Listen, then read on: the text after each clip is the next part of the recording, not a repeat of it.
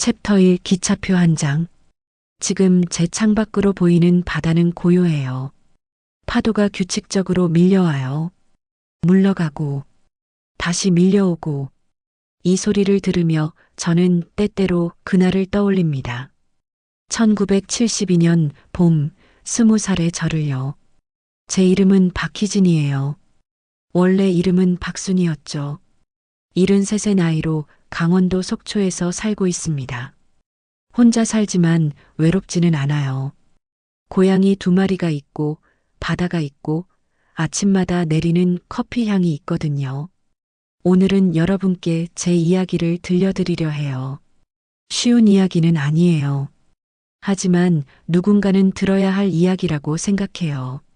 모든 것은 1972년 봄에 시작되었습니다. 그때 저는 경기도 평택의 작은 집에서 살았어요. 철도 근처에 오래된 동네였죠. 집들이 다닥다닥 붙어 있었고 골목은 좁았으며 빨랫줄에는 항상 빨래가 널려 있었답니다. 아버지는 철도청 직원이셨어요. 매일 새벽 일찍 나가셔서 밤늦게 돌아오셨죠. 얼굴에는 항상 피곤함이 묻어 있었어요. 어머니는 재봉사였어요. 낡은 재봉틀 앞에 앉아 하루 종일 천을 박으셨죠. 드르륵, 드르륵. 그 소리가 우리 집의 배경음악이었답니다. 우리는 가난했어요. 아주 많이요. 밥상에는 늘 김치찌개나 된장찌개만 올랐어요. 고기는 명절에나 볼 수 있었죠. 제 옷은 대부분 어머니가 남의 집 옷을 고치다 남은 천으로 만든 거였어요. 학교에 갈 때 저는 항상 친구들의 새 옷을 부러워했답니다. 하지만 가난보다 더 힘든 건 부모님의 다툼이었어요. 거의 매일 밤 말다툼이 벌어졌죠. 목소리가 점점 커졌어요. 때로는 무언가 깨지는 소리도 들렸어요. 저는 이불을 머리 위까지 덮고 귀를 막았어요. 그래도 소리는 들렸답니다. 당신이 벌어오는 돈으로 어떻게 살아요? 그럼 당신이 얼마나 번다고. 나라도 안 벌면 우린 굶어 죽어요. 저는 그런 집에서 최대한 조용히 살려고 애썼어요. 눈에 띄지 않으려고 했죠. 부담이 되지 않으려고 했어요. 20살이 되던 해봄이었습니다. 어느 날 어머니가 저를 부르셨어요. 재봉틀 앞에서 일을 멈추고 저를 바라보셨죠. 어머니의 얼굴은 늘 피곤해 보였어요. 한때는 예뻤을 얼굴이 주름과 근심으로 가득했답니다. 순이야. 네, 엄마. 너 서울 갈 준비해라. 저는 멈칫했어요. 서울이요? 어디로요? 내 외할아버지 댁이다. 외할아버지. 저는 그분을 한 번도 만난 적이 없었어요. 어머니는 결혼하실 때 집안과 의절하셨다고 들었죠. 외할아버지가 결혼을 반대하셨다고요. 그래서 저는 외가 쪽 친척을 한 명도 몰랐답니다. 갑자기 왜요? 할아버지가 사업하시는데 사람 손이 필요하시대. 내가 가서 일 좀 도와드려라. 저요? 제가 무슨 일을 도와드려요? 가서 시키는 대로 하면 돼. 어려운 일 아니야. 저는 불안했어요. 한 번도 만난 적 없는 사람의 집에 가서 산다니. 게다가 어머니와 의절한 상태인데 갑자기 왜 저를 부른다는 걸까요? 엄마는요? 엄마도 같이 가세요? 난 여기 있어야지. 누가 집안이라고 내 아버지 뒷바라지 하겠니? 저는 가기 싫어요. 어머니의 얼굴이 굳어졌어요. 싫긴 뭘 싫어. 내가 거기 가서 일하면 우리한테도 돈이 들어온다. 우리 집 사정 내가 모르는 것도 아니잖니. 그 말에 저는 입을 다물었어요. 맞는 말이었거든요. 우리 집은 늘 돈이 부족했어요.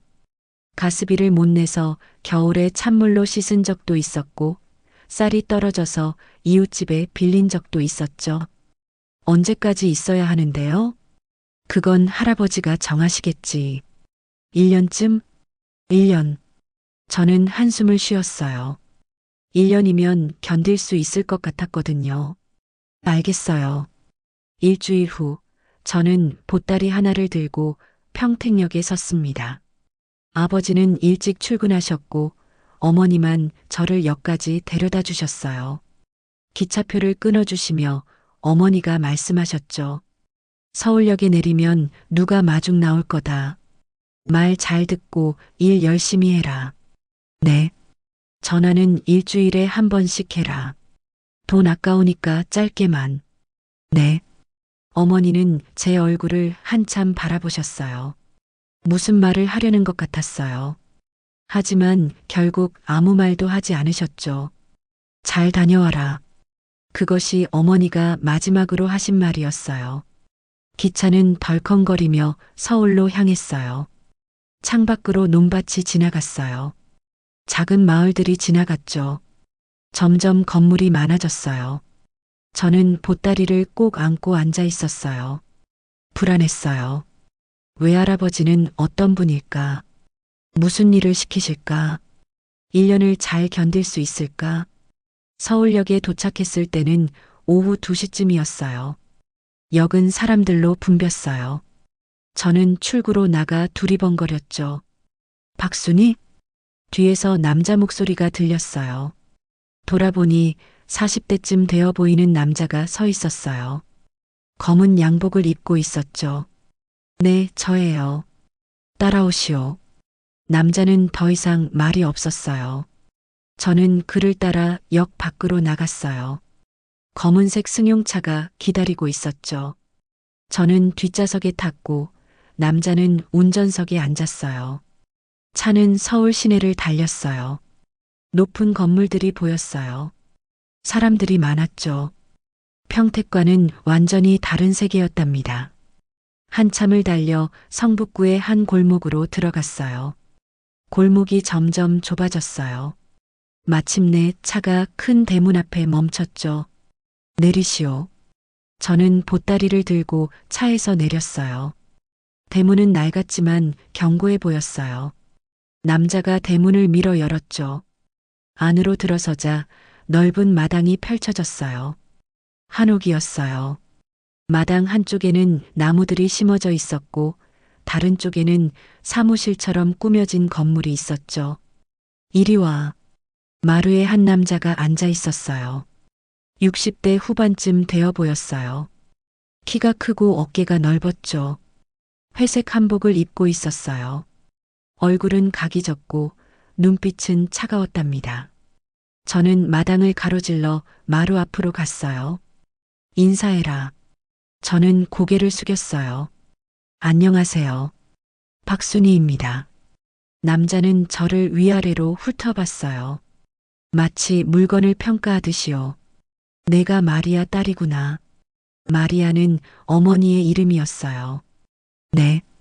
크긴 컸네. 20이라고 했지? 네. 일은 할 수 있겠어? 네. 남자는 고개를 끄덕였어요. 이 집에서 지낼 동안 규칙이 있다. 첫째, 시키는 일은 무조건 한다. 둘째, 물어볼 것 없으면 묻지 않는다. 셋째, 밖에 나갈 때는 허락을 받는다. 알아들었나? 네. 내 방은 저쪽 사랑채다. 짐 풀고 쉬어라. 내일부터 일 시작이다. 저는 다시 고개를 숙이고 사랑채로 향했어요. 작은 방이었어요. 창문 하나, 이불 한 채, 작은 옷장 하나. 그게 전부였죠. 저는 보따리를 내려놓고 창밖을 바라봤어요. 담장 너머로 다른 집 지붕들이 보였어요. 멀리서 자동차 소리가 들렸죠. 불안함이 가슴을 눌렀어요. 저는 그날 밤 잠을 이루지 못했어요. 낯선 방, 낯선 집, 낯선 사람. 그리고 차가운 눈빛. 1년을 견뎌야 한다고 스스로에게 말했어요. 그때는 몰랐어요. 그것이 1년이 아니라 5년이 될 줄. 그때는 몰랐죠. 이 집에서의 시간이 제 인생을 완전히 바꿔놓을 줄. 그때는 몰랐답니다. 제가 다시는 평택으로 돌아가지 못할 줄. 창밖에서는 밤바람이 불었어요. 나무 잎이 바스락거렸죠. 저는 이불을 덮고 눈을 감았어요. 내일부터 무슨 일이 시작될까요? 챕터 2 장부의 숫자들. 첫 일주일은 괜찮았어요. 아침 일찍 일어나 마당을 쓸었어요. 사무실을 청소했죠. 손님이 오면 차를 끓여내왔어요. 심부름을 갔고요. 장부를 정리했답니다.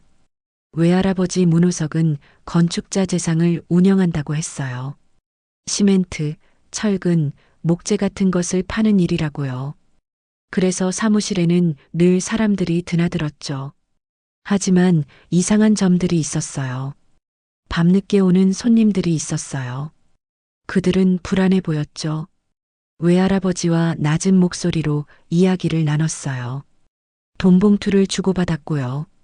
어느 날 밤 저는 사무실 문틈으로 들리는 대화를 들었어요. 이번 달은 이자만 내겠습니다. 원금은 다음 달에. 이자만? 자네 지난달에도 그랬잖아. 죄송합니다. 장사가 안 돼서. 내 돈이 자선사업 돈인 줄 아나? 짧은 침묵이 흘렀어요. 일주일 더 주겠네. 그때까지 원금과 이자 다 가져와. 못 가져오면 자네도 알겠지? 그날 밤 저는 깨달았어요. 외할아버지는 고리대 금업자였던 거죠. 2주 차가 되던 날이었어요. 외할아버지가 저를 불렀어요. 순이야. 네. 오늘 이 주소로 가서 돈 받아와야겠다. 종이 한 장을 건넸어요. 주소와 이름이 적혀 있었어요. 그리고 금액 50만 원. 저요? 그래, 너. 하지만 저는 뭐가 어렵나? 가서 돈 받아오기만 하면 돼. 저는 종이를 쥔 손이 떨렸어요. 못하겠어요. 외할아버지의 눈빛이 차갑게 식었어요. 못한다고? 이런 일은 저는 할 수 없어요. 외할아버지는 천천히 일어났어요. 저에게로 다가왔죠. 그리고 낮은 목소리로 말했어요.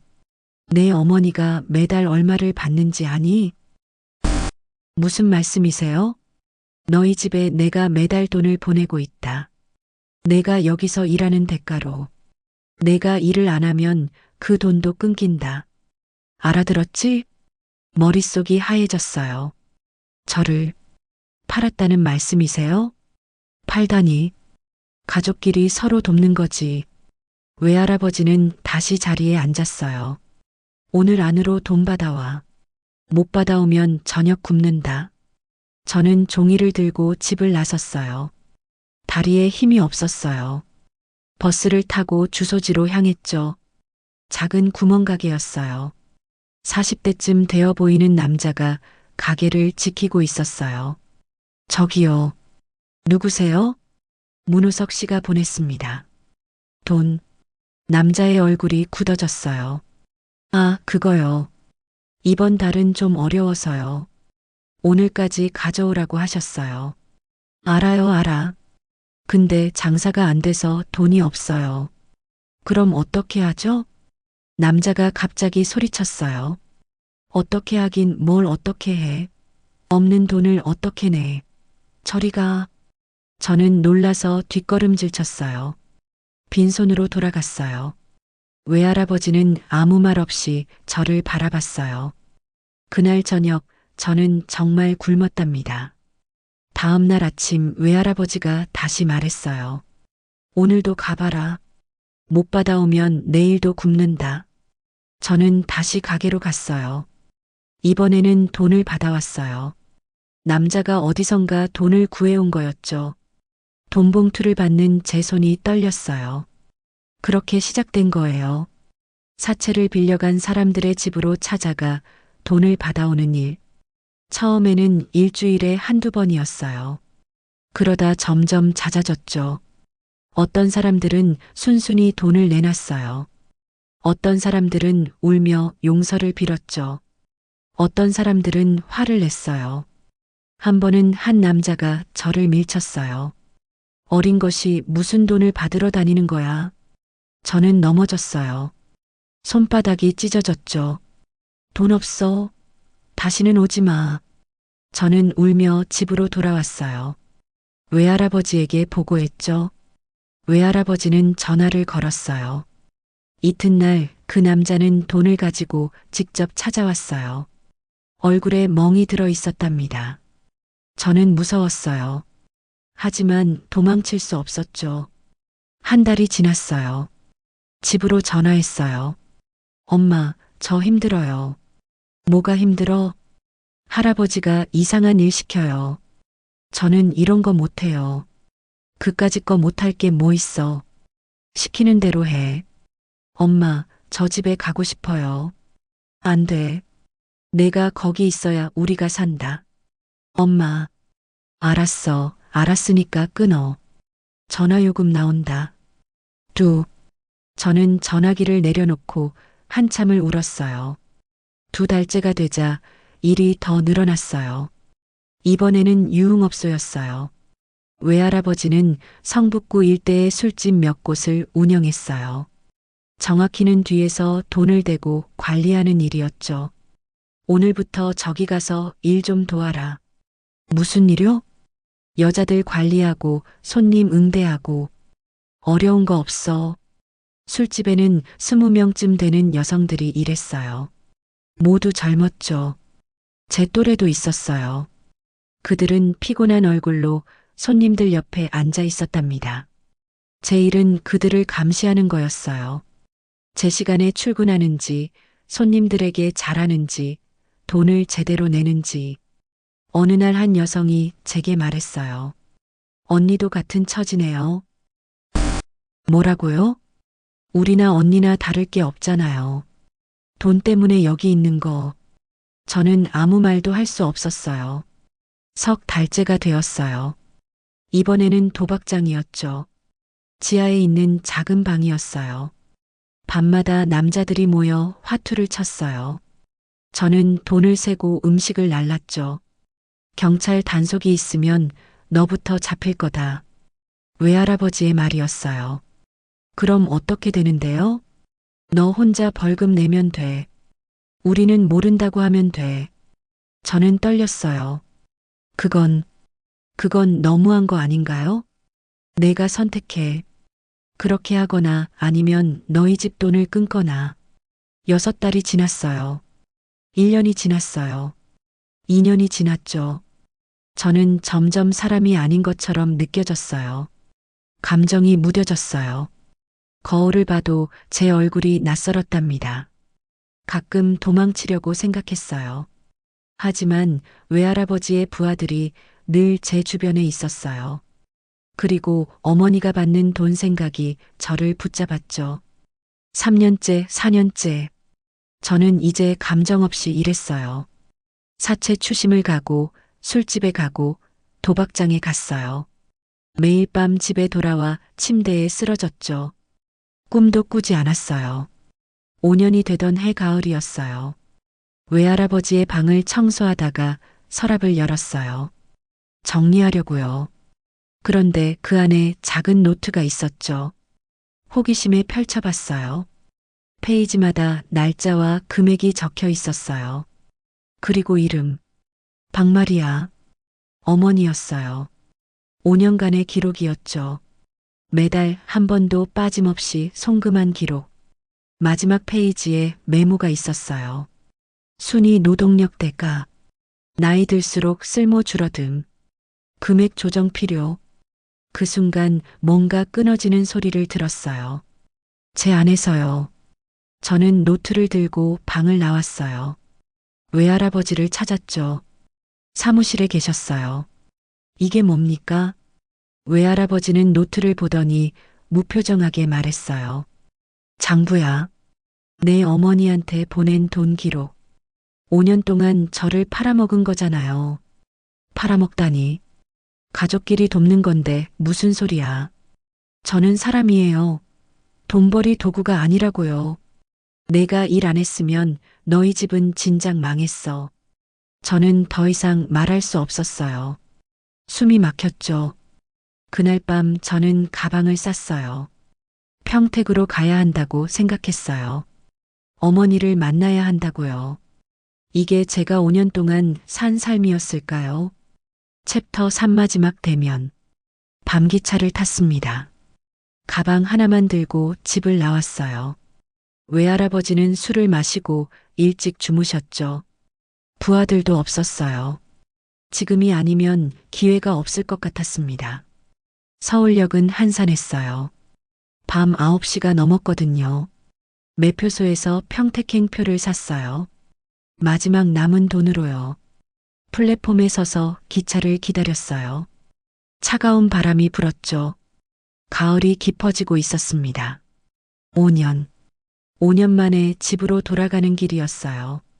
기차는 덜컹거리며 어둠 속을 달렸어요. 창밖으로 가로등 불빛이 지나갔죠. 작은 역들이 지나갔어요. 저는 가방 속의 노트를 만졌어요. 증거였죠.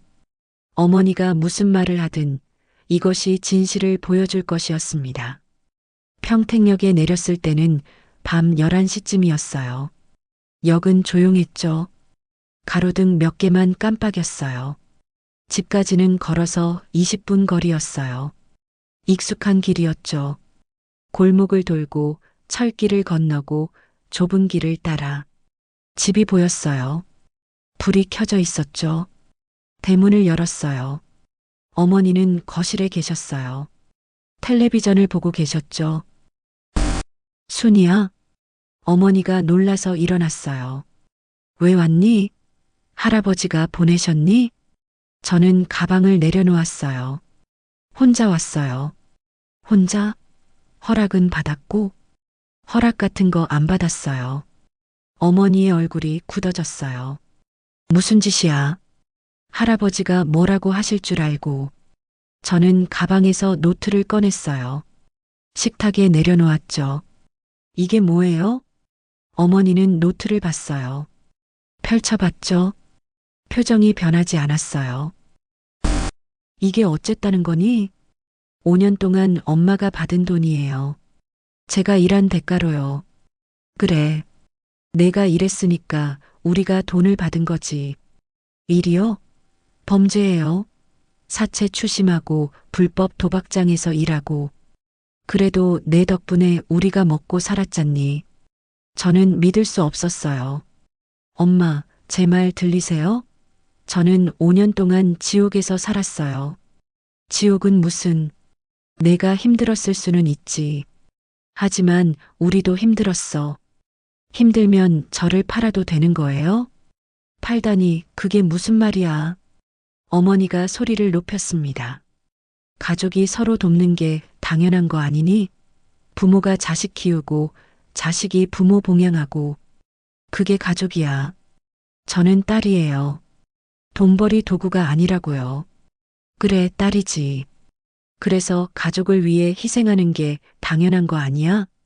저는 입이 떡 벌어졌어요. 희생? 이라고요? 당연하지. 내가 장녀잖아. 장녀가 집안일 거드는 게 옛날부터 내려온 거야. 이건 거두는 게 아니에요. 착취예요. 입 조심해. 어머니가 벌떡 일어났습니다. 내가 없었으면 우리는 어떻게 살았겠니? 내 아버지가 벌어오는 돈으로는 한 달도 못 버텨. 내가 재봉해서 버는 돈도 얼마 안 돼. 내 덕분에 우리가 빚도 갚고 밥도 먹고 살았어. 그럼 저는요? 저는 사람도 아니에요? 그러니까 사람이니까 가족 위에 일한 거잖아. 저는 숨이 막혔어요. 대화가 되지 않았습니다.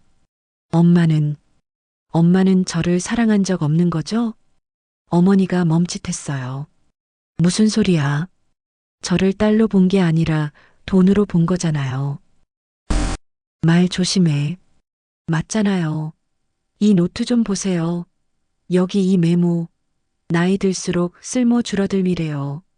이게 딸한테 하는 짓이에요? 저는 울고 있었어요. 5년 만에 처음 우는 것 같았죠. 저는 그냥 사랑받고 싶었어요. 엄마가 저를 아껴줬으면 좋겠었어요. 그런데 엄마는 저를 팔았어요. 어머니는 한참을 말이 없었어요. 그리고 낮게 말했습니다. 사랑으로 밥 먹고 살 수 있니? 세상은 그렇게 호락호락하지 않아. 그게 다예요? 그게 엄마가 할 말의 전부예요? 그래. 내가 서운할 수는 있어. 하지만 어쩔 수 없었어. 우리가 살려면 내가 희생해야 했어. 뭔가가 끊어졌습니다. 제 안에서 마지막 남아있던 끈이요. 저는 더 이상 못해요. 뭘? 할아버지 집에 안 돌아갈 거예요. 여기도 안 있을 거고요. 너 지금 무슨 소리 하는 거야? 저는 제 인생을 살 거예요. 엄마 것도 아니고 할아버지 것도 아닌 제 인생을요. 어머니가 저를 붙잡았어요. 안 돼. 내가 안 가면 돈이 끊겨. 우리 어떻게 살아? 그건 엄마 문제예요. 저는 팔을 뿌리쳤어요. 어머니가 비틀거렸죠. 이 배은망덕한 것이 어머니가 저를 밀었어요. 세게요.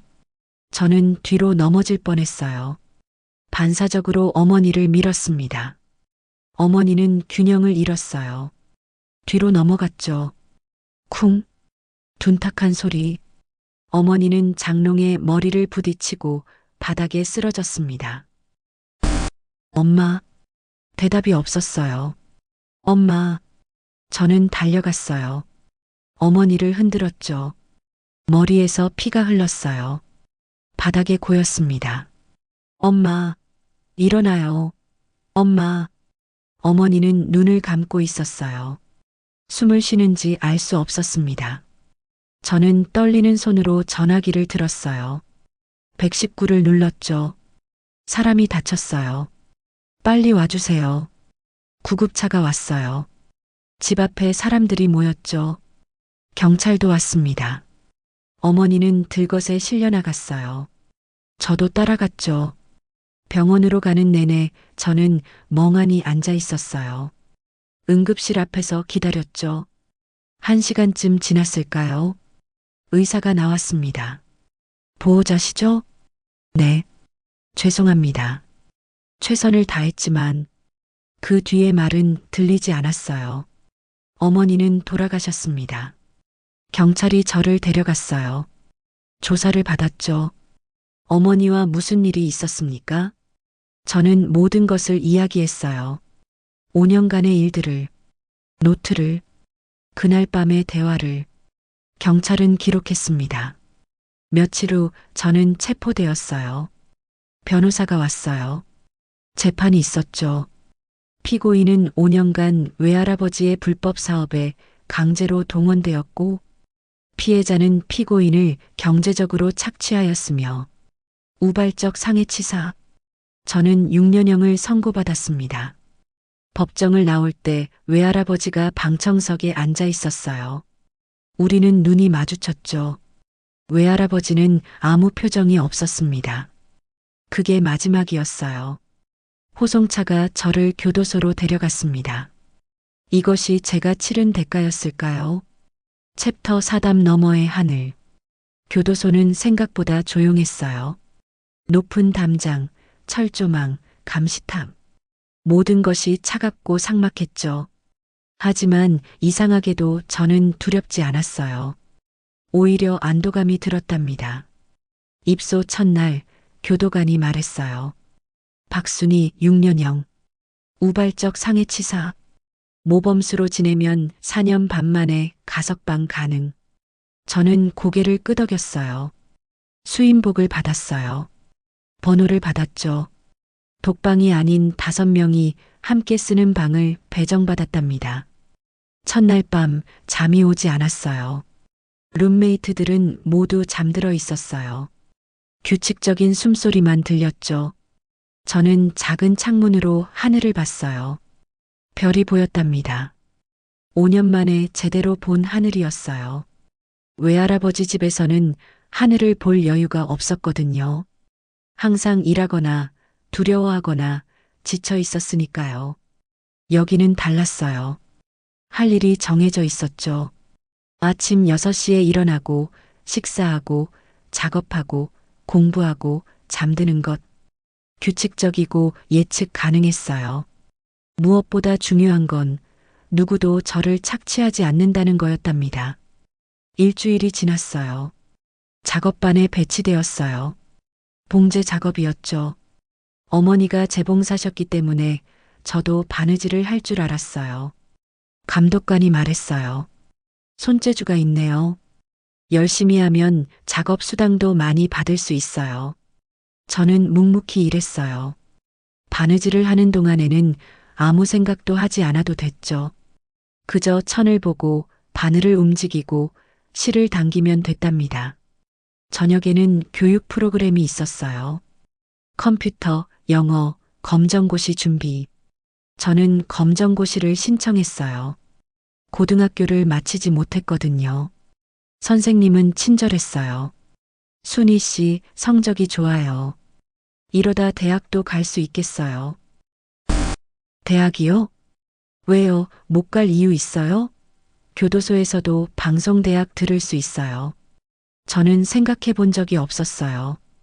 대학이라니요. 하지만 나쁘지 않은 생각 같았답니다. 석 달이 지났어요. 상담사와의 면담이 있었어요. 순희 씨, 어떻게 지내세요? 괜찮습니다. 가족 연락은요? 없어요. 가족이 없어서요. 상담사는 제 파일을 봤어요. 외할아버지는 어떻게 되셨어요? 모르겠어요. 연락 안 해요. 힘드시죠? 저는 고개를 저었어요. 아니에요. 여기가 더 편해요. 상담사는 놀란 표정을 지었어요. 교도소가 더 편하다니요? 네. 여기는 안전하거든요. 상담사는 한참을 저를 바라봤어요. 순희 씨 상담 프로그램이 있어요. 트라우마 치료 프로그램이요. 참여해 보실래요? 저는 망설였어요. 생각해 볼게요. 1년이 지났어요. 저는 검정고시에 합격했어요. 방송대학 입학도 준비했죠. 룸메이트들과도 친해졌답니다. 한 명은 사기죄로, 한 명은 절도죄로, 한 명은 폭행죄로, 한 명은 마약죄로 수감되어 있었어요. 우리는 가끔 밤에 이야기를 나눴어요. 나가면 뭐 하고 싶어? 나는 작은 가게 하나 차리고 싶어. 나는 가족한테 가야지. 어머니 얼굴 보고 싶어. 나는 멀리 떠날 거야. 아무도 날 모르는 곳으로. 제 차례가 왔을 때 저는 말했어요. 저는 바다가 보고 싶어요. 바다? 네. 바다가 보이는 곳에서 살고 싶어요. 2년이 지났어요. 저는 상담 프로그램에 참여하기 시작했어요. 일주일에 한 번 작은 방에서 상담사와 대화를 나눴죠. 어머니를 용서했나요? 모르겠어요. 용서하고 싶어요? 용서가 뭔가요? 상담사는 잠시 생각했어요. 용서는 상대방을 위한 게 아니에요. 자기 자신을 위한 거예요. 제가 저를 용서한다는 게 무슨 뜻이에요? 내가 잘못한 게 아니었다는 걸 받아들이는 거예요. 내가 나쁜 사람이 아니라는 걸 인정하는 거예요. 저는 울었어요. 그날 처음으로요. 3년이 지났어요. 저는 도서관에서 많은 책을 읽었어요. 소설, 수필, 시. 특히 시를 좋아했죠. 짧은 문장 속에 큰 의미가 담겨 있었답니다. 어느 시인이 썼어요. 상처는 빛이 들어오는 곳이다. 저는 그 문장을 공책에 적었어요. 4년이 지났어요. 이제 출소가 얼마 남지 않았어요. 사회복귀 프로그램이 시작되었죠. 출소 후에 갈 곳은 정했나요? 아직이요. 일자리는요? 찾아봐야죠. 담당자가 리스트를 줬어요. 이 기관들은 출소자를 고용하는 곳이에요. 연락해 보세요. 저는 리스트를 봤어요. 대부분 서울이나 경기도였죠. 하지만 저는 다른 곳을 원했어요. 강원도 쪽은 없나요? 강원도요? 왜요? 바다가 보고 싶어서요. 담당자는 웃었어요. 알아볼게요. 5년이 지났어요. 드디어 가석방 날짜가 잡혔어요. 일주일 후였죠. 룸메이트들이 축하해줬어요. 잘 살아, 순이야. 너는 할 수 있어. 우리도 곧 나갈게. 밖에서 보자. 출소 전날 밤 저는 잠이 오지 않았어요. 기대보다는 두려움이 컸죠. 밖에서 저는 어떻게 살아갈 수 있을까요? 사람들은 저를 어떻게 볼까요? 정가자, 살인자. 하지만 상담사의 말이 떠올랐어요. 당신은 그 한순간으로만 정의되지 않아요. 저는 창문 밖을 봤어요. 달이 밝았죠. 출소날 아침이 밝았어요. 교도소 정문이 열렸죠. 저는 작은 가방 하나를 들고 나왔어요. 1983년 봄이었어요. 31살이었죠. 앞으로 무엇을 하며 살아야 할까요? 저는 깊이 숨을 들이마셨어요. 바람이 불었죠. 저는 걷기 시작했어요. 바다를 향해요. 그렇게 새로운 시작이 펼쳐졌답니다. 챕터 5 파도가 기억하는 것들. 속초에 도착한 건 1983년 5월이었어요. 버스에서 내렸을 때 가장 먼저 바다 냄새가 났어요. 짠내, 생선 냄새, 그리고 자유의 냄새요. 저는 가방 하나만 들고 여관을 찾았어요. 작고 낡은 곳이었죠. 하루 2,000원. 며칠 묵을 거예요? 일단 일주일이요. 일자리 찾으러 왔어요? 네. 항구 쪽 식당들이 사람 많이 구해요. 가보세요. 다음 날 아침 일찍 항구로 갔어요. 식당들이 즐비했죠. 회센터, 조개구이집, 생선구이집. 한 식당 앞에 직원 구함 종이가 붙어 있었어요. 문을 열고 들어갔죠. 저기요. 주방에서 40대쯤 되어 보이는 여자가 나왔어요. 네. 일자리 찾는데요. 경력 있어요? 재봉일은 할 줄 알고 청소나 설거지는 할 수 있어요. 여자가 저를 위아래로 훑어봤어요. 어디서 왔어요? 서울이요. 나이는? 31요. 결혼은? 안 했어요. 여자는 잠시 생각하더니 말했어요. 내일부터 나올 수 있어요? 네. 아침 6시부터 오후 3시까지. 하루 3,000원. 괜찮아요? 네, 괜찮아요. 그렇게 저는 속초에서의 삶을 시작했답니다. 일은 힘들었지만 나쁘지 않았어요. 설거지하고 청소하고 손님상 나르고 사장님은 말이 없지만 친절했어요. 점심은 식당에서 해결했죠. 월급은 꼬박꼬박 받았고요. 한 달 후 저는 작은 원룸을 얻었어요. 창문으로 바다가 보였죠. 좁았지만 제 공간이었답니다. 혼자 사는 게 외롭지 않았어요. 오히려 평화로웠죠. 6달쯤 지났을까요? 식당 단골 손님 중에 조용한 남자가 있었어요. 항상 혼자 와서 밥을 먹었죠. 40대 초반쯤 되어 보였어요. 피부가 거무스름했어요. 어부 같았답니다. 어느 날 그가 말을 걸었어요. 여기 일한 지 오래됐어요? 6개월쯤요. 서울에서 왔다고 들었는데. 네. 적응하기 힘들지 않아요? 아니요. 여기가 좋아요. 남자는 미소 지었어요. 저도 서울 사람이에요. 10년 전에 이사 왔죠. 그래요? 네. 도망쳤다고 해야 하나? 저는 그를 바라봤어요. 그의 눈빛이 조용했죠. 저도요. 우리는 그렇게 친해졌답니다. 황민구, 그의 이름이었어요. 혼자 작은 배로 고기를 잡았어요. 아내와 사별했고 자식은 없었죠. 민구 씨는 일주일에 서너 번 식당에 왔어요. 저와 짧은 대화를 나눴죠. 날씨, 생선, 바다 이야기요. 1년이 지났어요. 어느 봄날 민구 씨가 물었어요. 내일 쉬는 날이죠? 네. 시간 있으면 배 타러 갈래요? 저는 망설였어요. 배요? 바다 구경시켜 드리려고요. 바다 좋아하신다고 했잖아요. 좋아요. 다음 날 아침 저는 항구에서 민구 씨를 만났어요. 작은 배가 물에 떠 있었죠. 우리는 배에 올랐어요.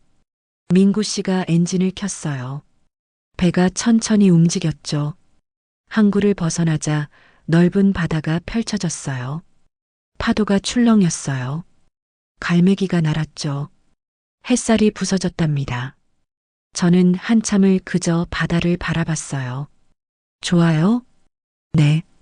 정말 좋아요. 민구 씨는 웃었어요. 여기 오면 모든 게 작아 보여요. 걱정도, 슬픔도, 분노도. 저는 고개를 끄덕였어요. 바다는 모든 걸 받아들이나 봐요. 맞아요. 바다는 누구도 거부하지 않죠. 우리는 한참을 배 위에 앉아 있었답니다. 돌아오는 길에 민구 씨가 물었어요. 희진 씨, 네. 왜 서울을 떠났어요? 저는 잠시 침묵했어요. 도망쳤어요. 과거에서요. 그런 과거였군요. 네. 민구 씨는 더 묻지 않았어요. 2해가 지났어요. 우리는 자주 만났어요. 바다에 가거나 산책을 하거나 함께 밥을 먹거나. 민구 씨는 말이 많지 않았어요. 하지만 그의 침묵이 편안했죠. 어느 저녁 민구 씨가 말했어요. 희진 씨, 저랑 결혼할 생각 없어요? 저는 놀라서 그를 바라봤어요. 저요? 네. 저는 희진 씨가 좋아요. 함께 살고 싶어요. 하지만 저는 제 과거를 말씀드려야 해요. 들을게요. 저는 깊이 숨을 쉬었어요. 그리고 모든 것을 이야기했어요. 5년간의 착취, 어머니와의 대립, 사고, 수감, 6년간의 교도소 생활. 다 말하고 나자 침묵이 흘렀어요. 민구 씨는 한참을 바다를 바라봤어요. 그래서요? 네. 그게 다예요? 네. 그럼 이제 행복하게 사시면 되잖아요. 저는 울었어요. 저는 사람을 죽였어요. 우발적이었잖아요. 게다가 당신을 그렇게 만든 건 그 사람들이었고요. 하지만 희진 씨, 민구 씨가 제 손을 잡았어요. 사람은 한순간으로 평가받으면 안 돼요. 살아온 모든 순간, 앞으로 살아갈 모든 순간이 다 중요한 거예요. 저는 더 이상 말할 수 없었답니다. 우리는 1985년 가을에 결혼했어요. 조촐한 식사 자리였어요. 식당 사장님과 몇몇 이웃들만 있었죠. 민구 씨와 저는 작은 집을 샀어요. 바다가 보이는 집이었답니다. 아침마다 파도 소리에 잠에서 깼어요. 민구 씨는 새벽에 배를 타고 나갔죠. 저는 식당에 출근했어요. 저녁이면 함께 밥을 먹었고요. 평범한 일상이었어요. 하지만 그게 행복이었답니다. 민구 씨는 제 과거에 대해 다시는 묻지 않았어요. 저도 그의 과거를 깊이 묻지 않았죠. 우리는 현재를 살았어요. 10년이 흘렀어요. 20년이 흘렀죠. 민구 씨와 저는 늙어갔어요. 주름이 깊어졌어요. 머리가 휘어졌죠. 이웃 할머니에게 뜨개질을 배웠어요. 민구 씨에게 목도리를 짜주었답니다. 고양이 2마리를 키우기 시작했어요. 땅콩이와 점박이요. 2013년 겨울 민구 씨가 폐암 진단을 받았어요. 오래 피운 담배 때문인가 봐요. 민구 씨는 담담하게 말했어요. 치료하면 되죠. 하지만 암은 이미 많이 퍼져 있었어요. 6개월 후 민구 씨는 돌아가셨습니다. 장례식은 조용했어요. 우리에게는 가족이 없었으니까요. 이웃들이 와주었죠. 저는 그날 밤 혼자 바다를 바라봤어요. 민구 씨가 사랑하던 바다를요. 고마웠어요. 바람만 대답했답니다. 그로부터 10년이 흘렀어요. 지금 저는 73이에요. 혼자 살지만 외롭지 않아요. 매일 아침 커피를 내려 마셔요. 파도 소리를 듣죠. 뜨개질을 하고요.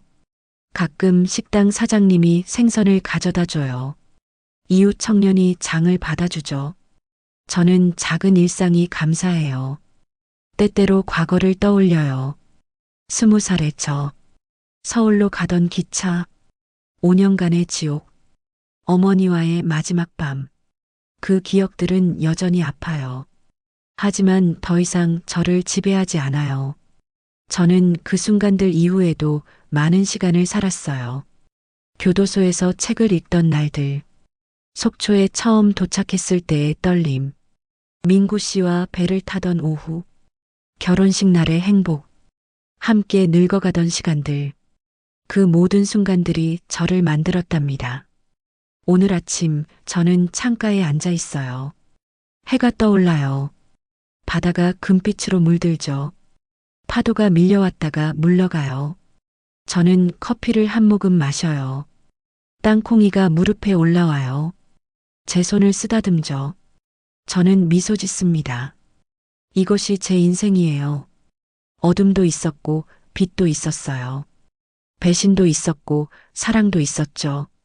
고통도 있었고 치유도 있었어요. 그리고 지금 평화가 있답니다. 바다는 오늘도 끊임없이 파도를 보내요. 그 파도들이 모든 것을 기억해요. 저의 슬픔도, 저의 기쁨도, 저의 모든 순간들을요. 그리고 바다는 말해요.